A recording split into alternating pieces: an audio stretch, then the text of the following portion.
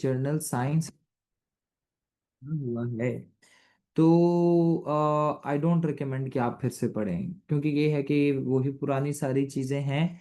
अगर आप फिर से रिन्यू करना चाहते हैं तो मोस्ट वेलकम, वो तो मसला नहीं है उसका। लेकिन अगर आपने पहले ही पढ़ा हुआ है जीएस से मुझसे, तो फिर मैं ये कहूँगा कि बस आपका टाइम वेस्ट है, तो हमने टाइम वेस्ट की तरफ नहीं जाना।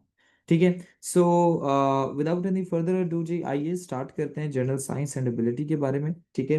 अच्छा students, whenever we talk about general science and ability, always इस चीज को आपने याद रखना है कि जर्नल साइंस एंड एबिलिटी में एक्चुअली ये एक सब्जेक्ट नहीं है। ठीक है। ये आपके पास दो सब्जेक्ट्स हैं। सबसे पहले आपके पास होता है जी जर्नल साइंस का पोर्शन। ठीक है। जर्नल साइंस का पोर्शन आपके पास होता है, एंड दूसरा पोर्शन जो आपके पास स्टूडेंट्स यहाँ पर होता है, वो आपके पास होता है एबिलिटी का, यानी मैथ्स का पोर्शन। अब क्या होता है कि स्टूडेंट्स, ये जो जर्नल साइंस का पार्ट है ना, दरअसल ये टोटल 100 नंबर का पेपर होता है। ठीक है। कुछ फंडामेंटल्स अगर मैं आपको बताता चलूं, 100 नंबर का पेपर होता है, और ये जी जीके का पेपर होता है। ठीक है। अब आपके जो जीके में ना स्टूडेंट्स, याद रखिएगा, तीन मेजर सब्जेक्ट्स आते हैं। सबसे पहला जो आपके पास एक सब्जेक्ट आता है, वो आता है जी पाकिस्तान अफेयर्स का। ठीक है। पाकिस्तान अफेयर्स के बाद आपके पास जो दूसरा सब्जेक्ट आता है, वो आता है जी करंट अफेयर्स का। और तीसरा सब्जेक्ट आपके पास जो आता है, वो जीएसए का है। अच्छा स्टूडेंट्स, अब आपको ये जीके में पास होने के लिए हमेशा याद रखिएगा 120 नंबर चाहिए होते हैं। ठीक है।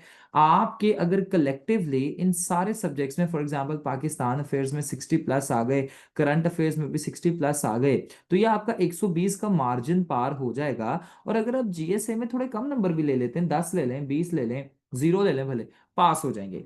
लेकिन मसला ये है कि बिकॉज हमें अच्छे मार्क्स चाहिए and we need a good allocation. अब अच्छी एलोकेशन हासिल करने के लिए जरूरी ये है कि आपके नंबर अच्छे आए। मेरी बात अंडरस्टैंड कर रहे हैं मरियम बेटा? बात समझ आ रही है? अब बिकॉज आपकी अच्छी एलोकेशन आपके नंबरों पर डिपेंड करती है, तो स्टूडेंट्स, बच्चे आजकल का थीम पता है क्या है? स्टूडेंट्स आजकल मेजोरिटी में क्या करते हैं कि वो सारे के सारे बच्चे पाकिस्तान अफेयर्स और करंट अफेयर्स पर तो बड़ा फोकस करते हैं, जो कि एक अच्छी चीज है।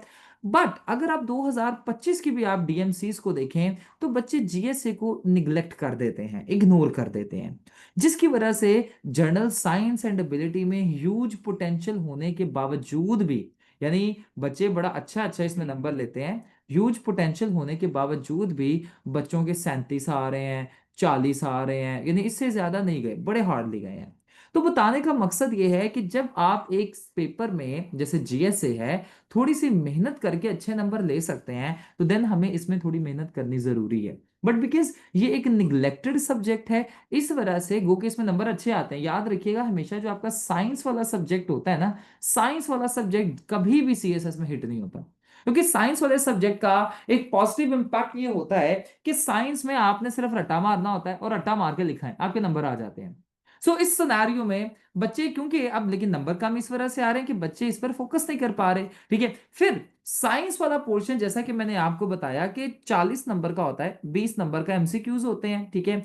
और साथ ही 40 नंबर का स्टूडेंट्स यहां पर आपके पास मैथ का पोर्शन होता है। और आपको पता है, ये जो मैथ यानी एबिलिटी का पोर्शन होता है ना, अगर आप अच्छी एबिलिटी तैयार करते हैं, तो आपके 40 में से 40 भी आ जाते हैं इसमें।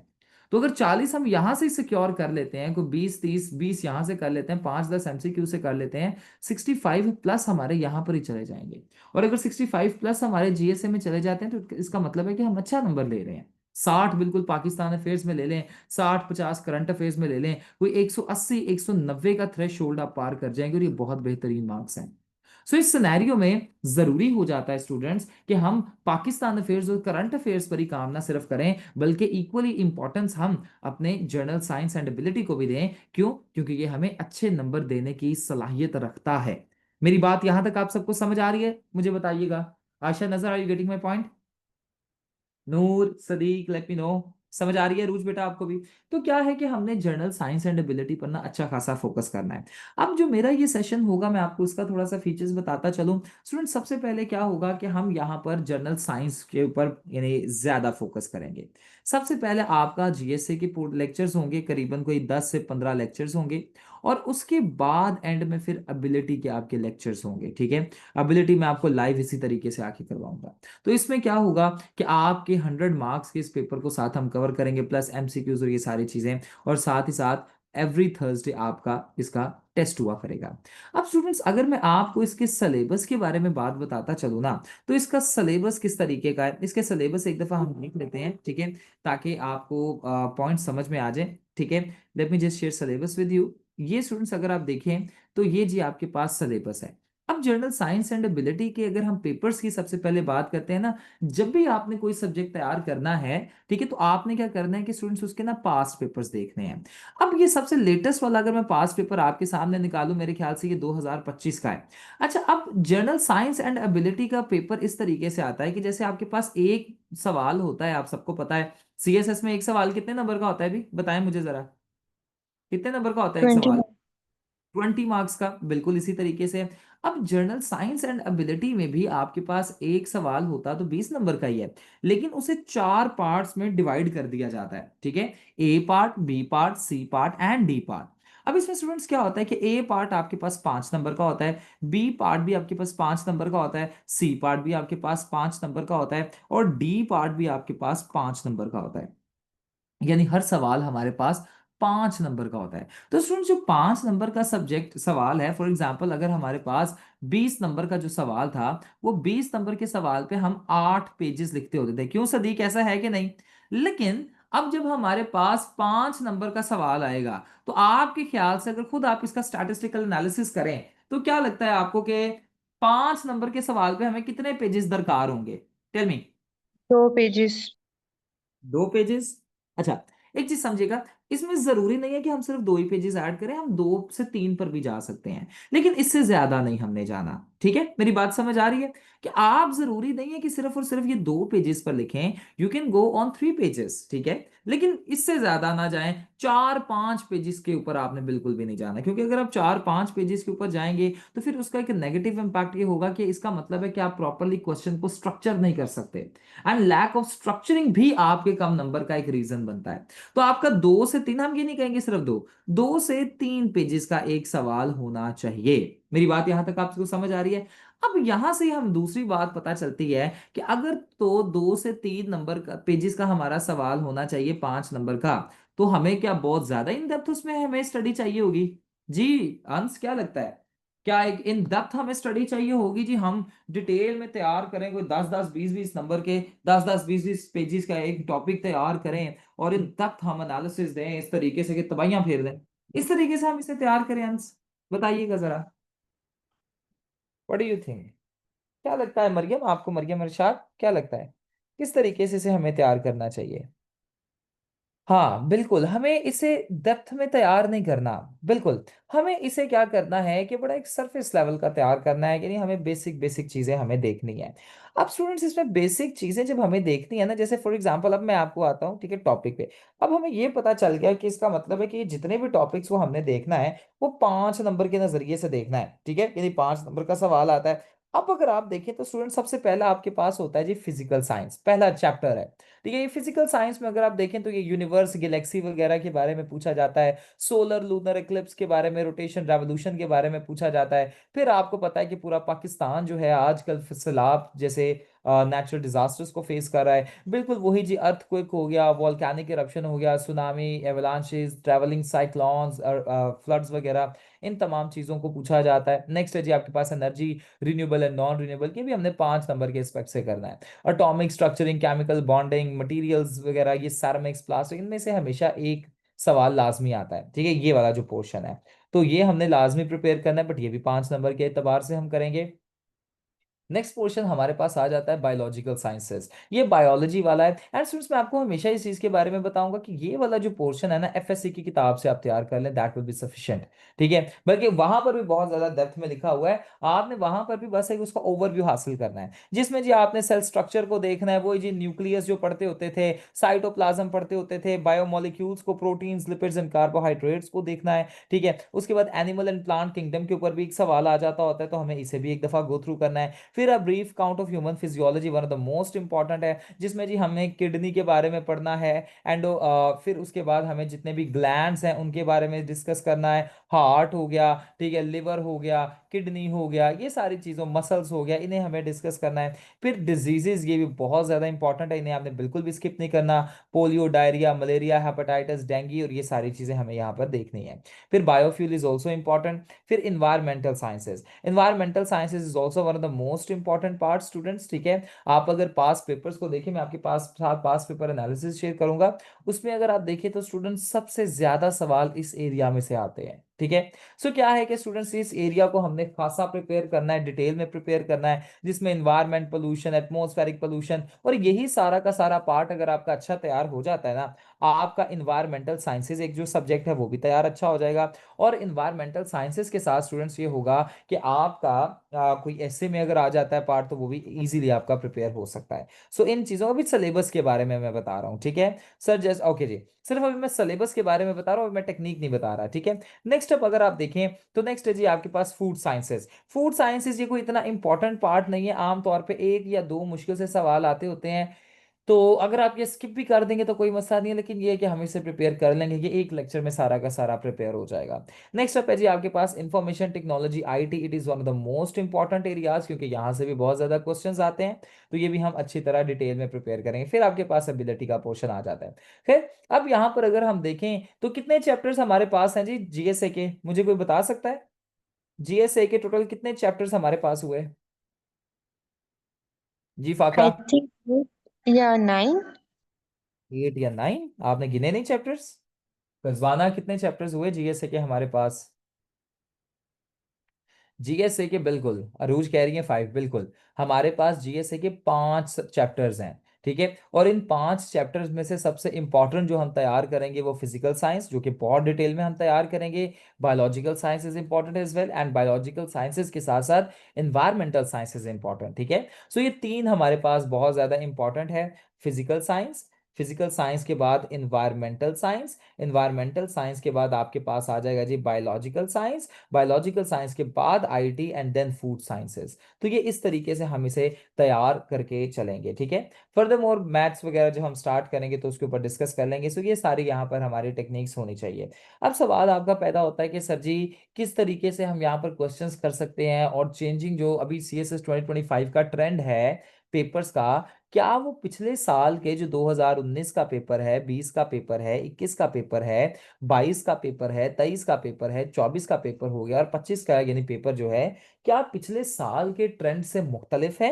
यानी यहाँ पर एक सवाल पैदा होता है कि क्या ये जो हमारे पास, ठीक है, ट्रेंड अभी चला आ रहा है पेपर्स का, तो क्या ये ट्रेंड फर्क है? आइए जरा इसके ऊपर थोड़ा सा गौर कर लेते हैं, ताकि हमें पता चल जाए कि एग्जामिनर दरअसल हमसे चाह क्या रहा है और किस तरीके से हम उसकी नीड को केटर कर सकते हैं। स्टूडेंट्स अगर ये देखें तो मैंने आपके साथ यहाँ पर 2019 का जो पेपर है वो शेयर किया हुआ है, ठीक है। यहाँ पर आप देखें तो this right here is 2020 2019 paper, ठीक है। हम जो एक रेफरेंस पॉइंट लेकर चलेंगे ना वो 2019 लेकर चलेंगे, और 2019 से आगे आने वाले जितने पेपर्स हैं ना उनका कंपैरिजन 2025 तक करेंगे। अब 2019 का अगर आप पेपर देखें ना तो स्टूडेंट्स 2019 का पेपर बड़ा सिंपल सा आता होता था। यहाँ पर आप देखें तो सिंपल पूछा गया है जी ये विटामिन हैं, और विटामिन के बताइए जी क्या क्या इंपैक्ट्स हैं, सिंपल पूछ लिया गया, ठीक है। फिर पूछा गया जी अगर तो केमिकल फर्टिलाइजर्स को एक्सेसिवली हम इस्तेमाल कर लेते हैं तो इनके एक्सेसिव यूज का भी आप हमें बताइए क्या पॉजिटिव नहीं, सीधे सीधे से ये सवाल है। डिफरेंशिएट कीजिए जी renewable and non renewable sources of energy में, सीधा सा सवाल है। ऑप्टिक फाइबर्स क्या होते हैं, बड़ा सीधा सा सवाल है, ठीक है। यहाँ पर देखें जी बायोटेक्नोलॉजी क्या होती है, ठीक है, फॉरेस्ट की इंपॉर्टेंस बता दीजिए, ठीक है। उसके बाद है जी नेक्स्ट आपके पास ओजोन डिप्लीशन है। यानी यहाँ पर देखें तो सिंपल पूछा गया है, बड़े सिंपल सिंपल से 2019 में सवाल आपके पास आते होते थे, और आगे आने वाले सालों में भी सवाल जो थे काफी ज्यादा सिंपलिस्टिक आते होते थे। लेकिन as with the passage of time यहाँ पर इशू क्या होता है कि जैसे आपके पास, ठीक है, जो है ईयर्स की आगे प्रोपगेशन होती है, तो स्टूडेंट्स आपके पास ना सिर्फ अभी ये सीधे सीधे से सवाल पूछे जाते हैं, बल्कि इनमें करंट अफेयर्स की एप्लीकेशन को ऐड कर दिया जाता है। अब मेरा पॉइंट अंडरस्टैंड कीजिएगा जो मैं आपको बताना चाहता हूँ। स्टूडेंट्स दरअसल करंट अफेयर्स एक ऐसा सब्जेक्ट है, बल्कि ना सिर्फ एक सब्जेक्ट है, ये एक डोमेन है, ठीक है, जो कि आपके हर पेपर में हिट किया जाता है। जैसे देखिए ऐसे में तो करंट अफेयर से रिलेटेड चीजें आ जाती होती हैं, करंट अफेयर्स में से भी करंट अफेयर्स की चीजें आती हैं, वो तो ऑब्वियसली आएंगी। पाकिस्तान अफेयर्स में भी मैं आपसे पूछता हूँ, क्या पाकिस्तान अफेयर्स में करंट अफेयर्स की एप्लीकेशन होती है? बताइए जरा मुझे, क्या पाकिस्तान अफेयर्स करंट अफेयर से किसी तरीके से रिलेट करता है स्टूडेंट्स? Let me know. जी क्या लगता है आपको सदीक, करता है? Ansh what do you think? Definitely, याद रखिएगा ये करता है रिलेट, ठीक है।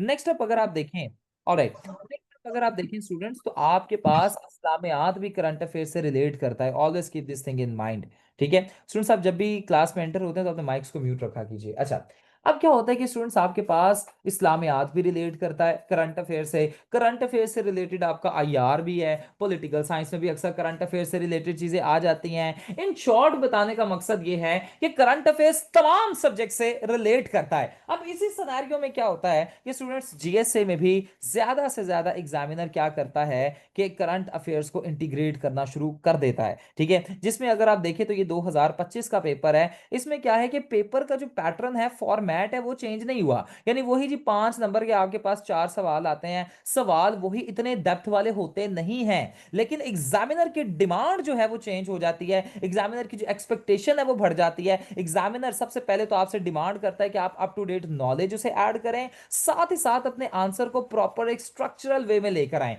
स्ट्रक्चरल वे से मुराद ये है कि आपके सवाल का एक प्रॉपर स्टार्टिंग हो, एक प्रॉपर एंडिंग हो, साथ ही साथ आपके सवाल में प्रॉपर डायग्राम्स एडेड हों। अच्छा, डायग्राम्स बच्चे पता है क्या करते हैं, जब बच्चों को लगता है ना कि ये जीएसए का पेपर है, तो बच्चे क्या करते हैं जी, हर जगह डायग्राम्स अननेसेसरी ऐड कर देते हैं। अच्छा, ये चीज एग्जामिनर नहीं अच्छी समझता। एग्जामिनर दरअसल ये चाहता है कि जहां पर रिलेटेड हो, जहां पर यानी लग भी रहा हो, वहां पर आप एग्जामिनर यानी डायग्राम्स, इंफोग्राफिक्स वगैरह ऐड कीजिए, ठीक है। अच्छा, मैं आपसे एक सवाल पूछता हूँ स्टूडेंट्स, मैं अपने स्टूडेंट्स को हमेशा से ये चीज के बारे में कहता हूँ, और दैट्स वाई मेरे स्टूडेंट्स ने जीएसए में भी इस दफा बड़ा अच्छा माशाल्लाह से सिक्योर किया है।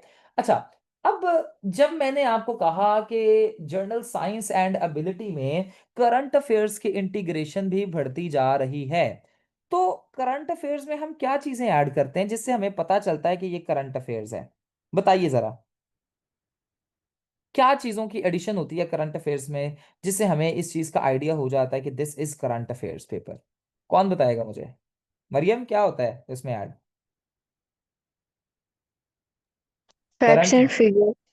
करंट डिजीजेस ऐड करते हैं करंट फैक्ट्स अफेयर्स एंड में? फिगर हैपनिंग्स होती हैं सर। ठीक करंट है स्टैट्स होते हैं। यास्मीन, हम करंट अफेयर्स में करंट बीमारियां ऐड करते हैं कि डेंगू नहीं फैल रहा सर, अगर अगर हम कोई for example human heart diseases की बात कर रहे हैं तो वो हमसे पूछे जाएंगे कि फॉर एग्जांपल है? नहीं बेटा, आप अभी जो अपना, डिजास्टर था तो उस वजह से कोई disease. No no no Yasmin, अपने आप को लिमिट ना करें, किसी चीज पर लिमिट ना करें। मैंने ये पूछा ही नहीं है कि अगर हम डिजीजेस की बात करें, मैंने पूछा है अगर तो जीएसए में करंट अफेयर्स ऐड होता है तो करंट अफेयर्स में हम क्या चीजें ऐड करते हैं? करंट अफेयर्स में हम फैक्ट्स एंड फिगर्स ऐड करते हैं, करंट अफेयर्स में हम स्टैट्स ऐड करते हैं, याद रखिएगा बिल्कुल। अब बात यह है कि जब करंट अफेयर्स को रिलेट किया जा रहा है ना, तो हम यहाँ पर वही अपनी एक ट्रेडिशनल अप्रोच से आगे बढ़ेंगे। हम करंट अफेयर्स में करंट हैपनिंग्स ऐड करेंगे। फॉर एग्जाम्पल, जैसे हम यहाँ पर जी फॉरेस्टेशन, डिफॉरेस्टेशन के बारे में पढ़ रहे हैं, तो हम क्या करेंगे कि डिफॉरेस्टेशन से रिलेटेड, अब बच्चे पता है क्या करते हैं, याद रखिएगा, डिफॉरेस्टेशन का आया ना सवाल, तो बच्चे क्या करते हैं जी, डिफॉरेस्टेशन की डेफिनेशन लिखते हैं, कॉजेज लिख दिए, इंपैक्ट लिख दिए, सोल्यूशन लिख दिए, बात खत्म। हम थोड़ा सा आउट ऑफ द वे जाएंगे। करंट अफेयर्स को जब हमने देखा इंटीग्रेशन है, तो करंट अफेयर्स में हम क्या करेंगे कि डिफॉरेस्टेशन ही आ गया, तो डिफॉरेस्टेशन के हम यहाँ पर लिखेंगे स्टैट्स, कि पूरी दुनिया में हम मैप बना सकते हैं, ठीक है। हमने मैप बनाया और हमने बताया जी ये देखें दुनिया में यहाँ यहाँ पर ज्यादा डिफॉरेस्टेशन देखने को मिल रही है। नहीं आता मैप, हम पाकिस्तान का मैप बना देंगे, पाकिस्तान में हम बता देंगे यहाँ यहाँ पर आपके पास डिफॉरेस्ट। अब ये चीजें कोई नहीं ऐड करेगा, हम स्टैट्स ऐड करते हैं, हम कोई कोटेशंस ऐड कर सकते हैं, ठीक है। वर्ल्ड हेल्थ ऑर्गेनाइजेशन की हमने ऐड कर दी, आईपीसीसी की ऐड कर दी। तो जब हम इसे करंट अफेयर्स के साथ इस तरीके से ब्लेंड करते हैं, तब हमारे अच्छे नंबर आते हैं। मेरी बात समझ आ रही है? याद रखिएगा जीएसए में जो आपका हर सवाल होता है ना, वो 5 नंबर का होता है, लेकिन 5 नंबर किसी के भी नहीं आते, ठीक है, डिस्क्रिप्टिव में पूरे नहीं आते। आपके हाईएस्ट मार्क्स 4 आते हैं, इससे ज्यादा नहीं आते। तो स्टूडेंट्स 4 नंबर लेने के लिए यू हैव टू स्ट्रगल। अगर आप यही सिर्फ कॉज इफेक्ट सोल्यूशन डिफॉरेस्टेशन के लिखाएंगे ना जाके, तो आपके पता है कितने आएंगे? 2 आएंगे या 2.5, ठीक है। जो आपके पास जीएसए में एक कॉमन सवाल होता है ना, यानी जो सब ने ही वैसा ही किया होता है, तो उसके 2 से 2.5 नंबर आते हैं। ऐसा नहीं है कि आप ठीक कर लेंगे और आपके अच्छे नंबर आ जाएंगे, नहीं। आपको ठीक करने के साथ साथ सवाल यानी करेक्ट वे में करने के साथ साथ आपको उसमें लेटेस्ट हैपनिंग्स वगैरह ऐड करनी पड़ेंगी, साथ डायग्राम्स प्रॉपर ऐड करनी पड़ेंगी। अब ऐसा नहीं है कि जहां पर जरूरत भी नहीं है वहां पर भी हमने डायग्राम ऐड किया, नहीं, जहां पर आपको लगता है कि रेलिवेंट है, जैसे हमने बताया जी पाकिस्तान में डिफॉरेस्टेशन के क्या इंस्टांसेस हैं, तो आप यहां पर पाकिस्तान का मैप जरूर ऐड कर सकते हैं। सो इस तरीके से आपने यहां पर ये बताना है। मेरी बात अंडरस्टैंड कर रहे हैं आप सारे? तो स्टूडेंट्स जब ये चीजें हम ऐड करते हैं, और यहां पर एग्जामिनर की डिमांड यही तो बढ़ती जा रही है। एग्जाम्पल के तौर पे जी यहां पर देखिए डिफॉरेस्टेशन का एक सवाल आया भी हुआ है, ठीक है, let me just share the question with you. यहां पर देखिए जी डिफॉरेस्टेशन का सवाल है जी, व्हाट इज डिफॉरेस्टेशन, ठीक है, स्टेट द एडवांटेजेस, ठीक है, disadvantages cause due to environment due to this. अब यहां पर सिंपल हम ये नहीं लिखे, बच्चों ने पता है कैसे किया, डिफॉरेस्टेशन की वही जी डेफिनेशन ऐड कर दी, एडवांटेजेस या डिसएडवांटेजेस ऑफ डिफॉरेस्टेशन बताकर ही जान छुड़वाई, नहीं, हम यहां पर इसे थोड़ा सा डाइवर्सिफाई करेंगे ताकि हम अच्छे मार्क्स अपने सिक्योर कर सकें। मेरी बात यहां तक आप सबको समझ आ रही है स्टूडेंट्स? मुझे बता दीजिएगा। अगर आपको कोई पॉइंट नहीं समझ आ रहा तो आप मुझसे पूछ सकते हैं, अगर आपको समझ आ गया तो तभी आप मुझे एक दफा यस सर लिख दीजिए, ताकि हम आगे अपने पॉइंट्स पर मूव करें। ये तो मरियम समझ आ समझ आ रही रहा है? है। यास्मीन समझ आ रहा है? पाखरा समझ आ रहा है? कस्बाना, नूर, सबको? Ansh are you getting my point? Alright जी। नेक्स्ट अप अगर हम देखते हैं तो स्टूडेंट्स नेक्स्ट अप हमारे पास क्या होता है कि एग्जामिनर यहाँ पर एक बहुत, जैसा कि मैंने आपको पहले बताया कि इन डेप्थ एनालिसिस नहीं ऐड करता। देखिए अगर इन डेप्थ एनालिसिस आपने ऐड करना है ना तो वो in depth analysis current affairs के लिए है, मेरे पॉइंट समझे, वो इन डेप्थ एनालिसिस आपके दूसरे सब्जेक्ट्स के लिए है। लेकिन यहां पर जीएसए है ये, आपने जब इससे पेपर को करना है तो डिफरेंस एक लाजमी फील होना चाहिए। तो स्टूडेंट्स इसमें यह है कि आपने हमेशा शॉर्ट बुलेट पॉइंट्स बनाए, ठीक है, बुलेट पॉइंट्स में आपने अपने सवाल को हमेशा अटेम्प्ट करना है, ठीक है, वो जरा एक अच्छा और कंसाइज भी रह जाता है, ठीक है। और फर्दर आपके पास जो मैं एक स्ट्रैटेजी हमेशा अपने बच्चों को बताता होता हूँ वो स्ट्रैटेजी भी आपके साथ में शेयर करूंगा, ठीक है। आपने क्या करना है कि कोशिश कीजिएगा कि आप में, ठीक है, जो भी यानी चीजें करंटली एडेड हैं वो आपको सारी मैं ऐड करवाता जाऊंगा, ठीक है। फैक्ट्स हो गया और सारे कॉजेज वगैरह हो गए, पॉलिसीज के बारे में हम यहाँ पर पढ़ेंगे, ठीक है। अब बच्चे देखिएगा, अगर डिफॉरेस्टेशन को टैकल करना है तो बच्चे क्या करते हैं, डिफॉरेस्टेशन को सिंपल लिख कर आते हैं, ठीक है, या टैकल करने के लिए क्या लिख के आते हैं जी, हमें पॉलिसीज बनानी पड़ेंगी। पॉलिसीज का नाम नहीं लिख रहे, पॉलिसीज बस लिखेंगे, उसके बाद लिखेंगे जी अवेयरनेस कैंपेन्स होनी चाहिए, वो दो तीन ऐसे मैयर्स लिखेंगे। लेकिन हम प्रॉपर, क्योंकि आपके वे फॉरवर्ड से पता चलता है कि आप क्या पॉलिसी मेकर हैं, क्या आप सीएसएस के लायक हैं, पता चलता है कि आप किस तरीके से कितने कैपेबल हैं। तो स्टूडेंट्स आपकी पॉलिसीज पर हम काम करेंगे प्रॉपर तरीके से। अब बहुत ज्यादा इन डेप्थ पॉलिसीज नहीं पढ़नी, बस हमने थोड़ा थोड़ा उसका ओवरव्यू पढ़ना है, ठीक है। सो इस तरीके से हम अपनी चीजों को देखेंगे। एक अगर टॉपिक हमारे पास आता है तो जरा उसे इंटरडिसिप्लिनरी नेचर में देखेंगे। जैसे फॉर एग्जांपल हमारे पास डिफॉरेस्टेशन ही है, तो डिफॉरेस्टेशन को सिर्फ हम नहीं देखेंगे कि डिफॉरेस्टेशन के कॉजेज क्या हैं, इसके डिसएडवांटेजेस क्या हैं, हम देखेंगे कि डिफॉरेस्टेशन के, ठीक है, इकोनॉमी पर क्या इंपैक्ट आ रहे हैं, हम देखेंगे डिफॉरेस्टेशन के क्लाइमेट चेंज पर क्या इंपैक्ट आ रहे हैं। सो इस तरीके से हम इन चीजों को कवर अप करेंगे मल्टीडिसिप्लिनरी वे में, ताकि आपको बहुत बेहतर तरीके से कोई कहीं डोमेन से भी अगर सवाल आता है तो एटलीस्ट आपके पास उसके 5 से 6 पॉइंट्स जरूर हों। और अगर आपके पास इतने पॉइंट्स होते हैं तो आप मेरे ख्याल से 2 से 3 पेजेस का इजीली सवाल फ्रेम कर सकते हैं। मेरी बात यहां तक आप सब समझ आ रही है स्टूडेंट्स? मुझे बताइएगा। ये आप यहां पर बता सकते हैं कि अभी जो है एविडेंस उसका चेंज होता जा रहा है। अब 2025 का पेपर क्या हमें डिपिक्ट करता है, क्या चीजें हमें बताता है? देखिए जब हम 2025 का पेपर देखते हैं ना तो इसमें आता है जी डिफाइन, इसमें आता है जी एनालिस्ट, इसमें आता है जी अफेक्ट, मैकेनिज्म्स, एप्लीकेशंस, ये तमाम चीजें यहां पर पूछी जा रही हैं। एंड सुन, जब ये सारी चीजें यहां पर पूछी जा रही हैं तो इसका मतलब ये है कि हमें इसी तरीके से ही अपने सवाल को अंडरस्टैंड करके चलना पड़ेगा। जैसे मैं आपको हमेशा बताता हूं स्टूडेंट, सीएसएस पता है क्या है? 2+2 = क्या इसका आंसर है जी? बताएं जरा मुझे, what is the answer of this? और 4? 4 है अंश? ऐसा ही जी है कोई सर। 5 इसका 2.5 आंसर हो या 3.25 आंसर हो? नहीं, 4 है, राइट। अब सीएसएस इसी तरीके से है। देखिए जो चीज आपसे पूछी जा रही है, अगर तो आप उस चीज को अंडरस्टैंड करके उसका जवाब लिख देंगे ना, आपको कोई फेल नहीं कर सकता, याद रखिएगा। अब जैसे हमने सवाल देखा कि डिफाइन लिखा हुआ है, डिफाइन डिफॉरेस्टेशन, ठीक है, तो हम उसकी डेफिनेशन ऐड करेंगे। अगर तो लिखा हुआ है ना कि analyst the causes of deforestation, ठीक है। तो हम अपने सवाल पर, क्योंकि हमारा सवाल का हम अंडरस्टैंड करेंगे कि डोमिनेंट स्टांस या डोमिनेंट थीम है, उसने कहा जी लिस्ट करने हैं डिफॉरेस्टेशन के कॉजेज। तो अब हम ये नहीं है कि डिफॉरेस्टेशन की डेफिनेशनों पर ही हम फोकस करते रहे, हम उन्हें ऐड करेंगे। अगर इफेक्ट्स का पूछा गया है तो हम इफेक्ट्स के ऊपर ज्यादा फोकस करेंगे। सो इस तरीके से 2025 का सवाल आता है, ठीक है। साथ ही साथ एग्जामिनर क्या करता है कि expectation of minimal but correct diagrams, वो मैं पॉइंट जो आपको बता चुका हूँ कि बच्चे क्या करते हैं कि हर जगह बस उन्होंने डायग्राम्स को ठूसा होता है, जहां पर उन्हें लगता है कि डायग्राम्स ऐड हो सकती हैं वो वहां पर तमाम एरियाज में डायग्राम ऐड कर देते हैं। बट ऐसा नहीं है, जहां पर करेक्ट वे में डायग्राम्स ऐड, एग्जामिनर ये चीज देखिए, एग्जामिनर भी समझता है, एग्जामिनर बड़ा तेज है कि बच्चे डायग्राम्स क्यों ऐड करते हैं। तो एग्जामिनर चाहता है कि डायग्राम्स दरअसल करेक्ट वे में ऐड की जाए, ठीक है। तो ये इस चीज को हम देखेंगे, जैसे जी आपके पास रोटेशन हो गया, वाटर साइकिल हो गया, ऑप्टिकल फाइबर की डायग्राम होगा, ये कार्बन साइकिल की होगी ना, इन तमाम चीजों को फर्दर मोर क्या हम देखेंगे कि स्टूडेंट्स हम कंटेम्पररी रेलिवेंसी में भी चीजों को अंडरस्टैंड करेंगे। जैसे अक्सर हम कहते हैं जी इन्वायरमेंटल डिग्रेडेशन होती जा रही है, और इन्वायरमेंटल डिग्रेडेशन की वजह से आपके पास क्या है कि क्लाइमेट चेंज होता जा रहा है। अब आपको पता है कि अर्थ ने अपने आप को हील करना शुरू कर दिया खुद ही। जो अर्थ के जितने ग्लेशियर्स मेल्ट हो रहे हैं, अर्थ खुद ही उन्हें बनाती जा रही है। तो स्टूडेंट्स हम ये भी फिनोमिना देखेंगे। फिर 2023 में क्या होता है कि एक आपके पास आता है सवाल, स्टूडेंट्स वो कौन सा टेलीस्कोप है जो कि अमेरिका ने लॉन्च किया, नासा ने लॉन्च किया, वो गोल्ड वाला जो है, क्या उसका नाम है? एमसीक्यू भी इस पे आता होता है काफी। कौन बताएगा मुझे? What is the name of that telescope? याद है किसी को? जी अंश, क्या नाम है उस टेलीस्कोप का? एनीबडी, किसी को नहीं पता नाम? मरियम?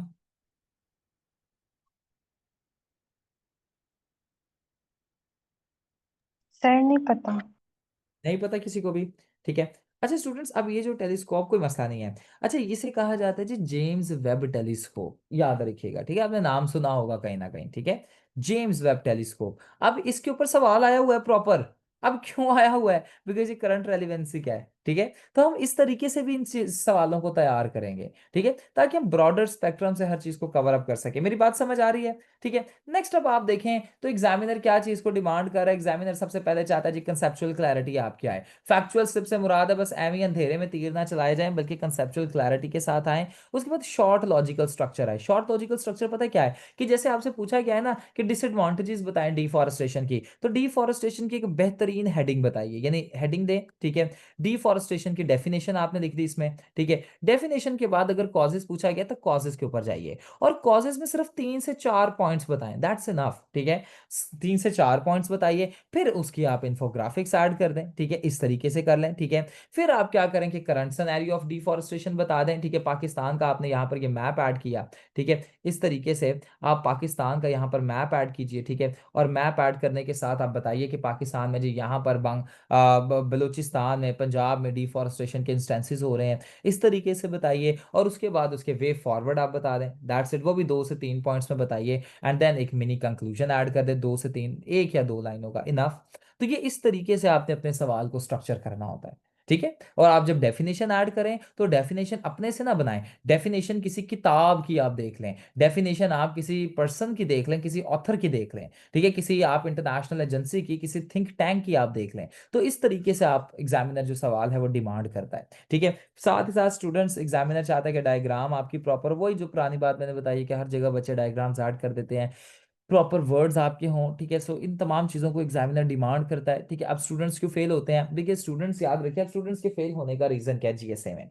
स्टूडेंट्स ये है कि सबसे पहले तो हमारे फंडामेंटल्स क्लियर नहीं होते। फंडामेंटल से मुराद ये है कि हमें पता ही नहीं होता कि रिन्यूएबल सोर्स ऑफ एनर्जी क्या है। देखिए, क्योंकि अगर तो हमारा कॉन्सेप्ट क्लैरिटी है ना, तो स्टूडेंट्स उस कंसेप्चुअल क्लैरिटी की बेस पर हम इजीली अपने पेपर्स को अटेम्प्ट कर सकते हैं। मेरा पॉइंट अंडरस्टैंड कीजिएगा।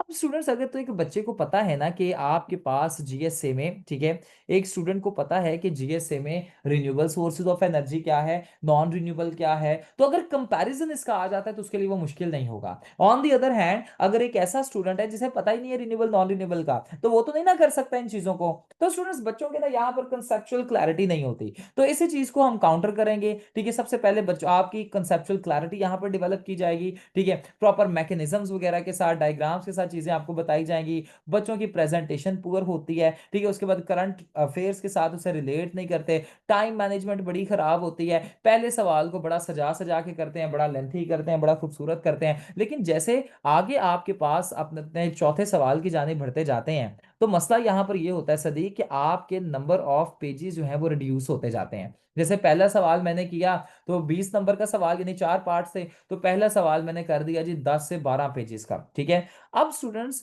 जब मैं आगे बढ़ता जाऊंगा तो दूसरा सवाल हो सकता है मेरा हो जी, मुझे पता चल गया जी टाइम मेरे पास कम रह गया है, ये 10 से 12 पेजेस का सवाल मैंने फॉर एग्जांपल जी 1 घंटे, ठीक है, मैंने जी इसे 1 आवर एंड 30 मिनट्स में किया। अब दूसरा मेरे पास सवाल करने के लिए, यानी बाकी सवाल करने के लिए 1 घंटा रह जाएगा। मैं क्या करूंगा कि मैं दूसरा सवाल फॉर एग्जांपल 5 पेजेस का लिखूंगा, तीसरा हो सकता है 4 पेजेस का लिखूं, चौथा हो सकता है जी 3 पेजेस का हो। ये जो आपके पास एक लैक ऑफ यूनिफॉर्मिटी आती है ना, ये इस चीज को रिफ्लेक्ट करती है कि बच्चे से टाइम मैनेज नहीं हुआ। और स्टूडेंट्स जो एक बच्चा जो 5 नंबर का सवाल नहीं मैनेज कर सकता, क्या वो इंस्टीट्यूशंस को मैनेज कर सकेगा? This is the test of your abilities, this is the test, MES का नाम नहीं है general science and abilities, CSS is the test of how you manage everything. So जो बच्चा टाइम ही नहीं मैनेज कर रहा वो किसी भी चीज को अल्टीमेटली मैनेज नहीं कर सकेगा। सो टाइम मैनेजमेंट की वजह से भी आपके पास जो है एक फेलियर हमें देखने को बच्चों का मिल रहा है, या कम नंबर हमें देखने को मिल रहे हैं, ठीक है। सो ये देख लीजिएगा। और अब जो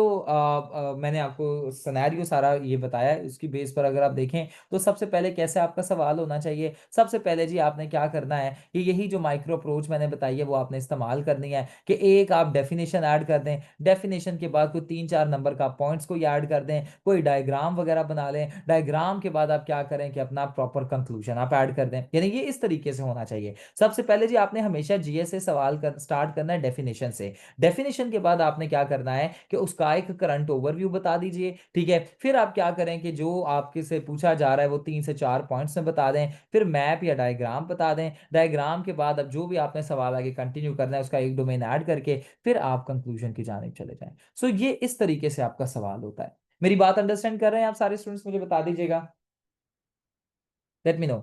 अगर आप इस तरीके से करेंगे तभी आपके स्टूडेंट्स, याद रखिएगा, 3 से 4 नंबर आ सकेंगे, ठीक है। फिर इसमें क्या है कि आपके डेली प्रैक्टिस क्वेश्चंस को, अगेन आपको डेली प्रैक्टिस क्वेश्चंस दिए जाएंगे, ठीक है, और आपके पास डायग्राम्स, टेबल्स, ये सारे आपको चार्ट्स वगैरह प्रोवाइड कर दिए जाएंगे, ठीक है। सो ये चीजें आप यहाँ पर देख सकते हैं। मेरी बात यहाँ तक होपफुली आप सबको समझ आ रही होगी, ठीक है। नेक्स्ट अब आप चलते हैं तो स्टूडेंट्स, नेक्स्ट अगर आप देखें तो just a minute ji,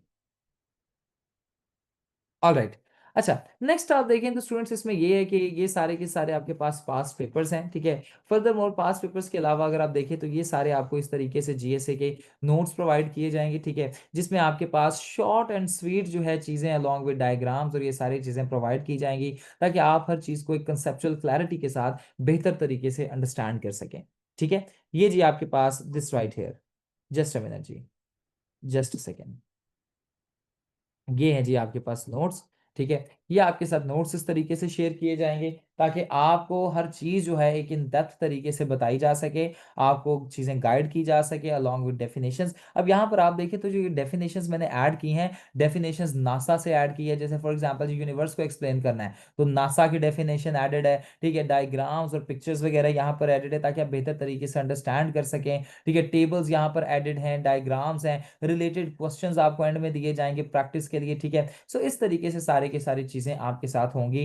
and 12 to 15 lectures में ये सारा का सारा जीएस आपका कंप्लीट कवर हो जाएगा, जिसमें हम ना सिर्फ किताबी चीजों पर अब हमने फोकस नहीं करना। बच्चे पता है क्या करते हैं, बच्चे शुभान यहाँ पर ये करते हैं कि एक सदी बच्चे देखते हैं कि अच्छा जी जीएसए है, चलो जी जीएसए की कोई किताब ले लो और हम पास हो जाएंगे। अच्छा, इस तरीके से नहीं होता। बात यह है कि किताब जब हम लेकर लिखते हैं ना तो वो सारे बच्चों के पास एक ही किताब होती है, अल्टीमेटली हमारा कंटेंट सिमिलर होता है और कंटेंट सिमिलर होने की वजह से फेलियर होता है। तो इस सिनेरियो में हम सिर्फ इन चीजों पर ही फोकस नहीं करेंगे, हम कंसेप्चुअल क्लैरिटी पर फोकस करेंगे ताकि आपका एक कंसेप्ट क्लियर होकर, नोट्स भी प्रोवाइड आपको किए जाएंगे, लेकिन कंसेप्ट क्लियर होकर जब आप लिखेंगे तो स्टूडेंट्स उसमें यह है कि आपको बेहतर तरीके से अंडरस्टैंडिंग होगी और आप अपने अल्फाज में लिख सकते हैं। उस सिनेरियो में जब अंश लिखेंगे तो अंश की अपनी राइटिंग रिफ्लेक्ट होगी, ठीक है। जब कस्बाना लिखेंगे तो कस्बाना की राइटिंग से कस्बाना रिफ्लेक्ट होंगी, फाकरा लिखेंगे, नूर लिखेंगे, सदीक लिखेंगे, किरण लिखेंगी, मरियम लिखेंगी, तो उनकी राइटिंग से वो खुद रिफ्लेक्ट होंगे। So this is the main thing जो हमने हमने यहाँ पर लेकर चलनी है, ताकि आपकी कंसेप्चुअल क्लैरिटी हो। बुक बेस्ड नॉलेज ना आपको करवाई जाए,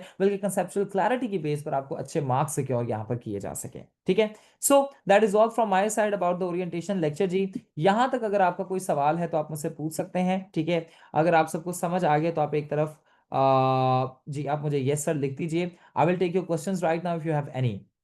अगर समझ आ गया तो आप एक दफा यस सर लिख दीजिए, ताकि मुझे पता चल जाए कि जो मैंने आपको पढ़ाया है आपको यहाँ तक चीजें समझ आ गई हैं। ठीक है, सो क्लासेस जो हैं इसकी स्टार्ट। जी जी। सर अब जैसे कॉजेज ऑफ डिफोरेस्टेशन पूछा गया है, तो डिफोरेस्टेशन यानी इसकी वर्ड की डेफिनेशन देना मस्ट होगा या नहीं? बिल्कुल। जो आपने जीएसए में कोई भी सवाल जो स्टार्ट करना है तो कोशिश कीजिए कि आप एक रेलिवेंट उसके डेफिनेशन से स्टार्ट करें। हर चीज की डेफिनेशन नहीं ऐड करनी। जैसे कोई पूछा गया जी impact of deforestation on humans, तो अब आप ह्यूमंस की डेफिनेशन लिखना शुरू हो जाए, तो ह्यूमंस की कोई डेफिनेशन नहीं है। जो एक टर्म पूछा जाता है तो जब उस टर्म की डेफिनेशन जरूर आपने ऐड करनी होती है। ठीक है यस सर। जी।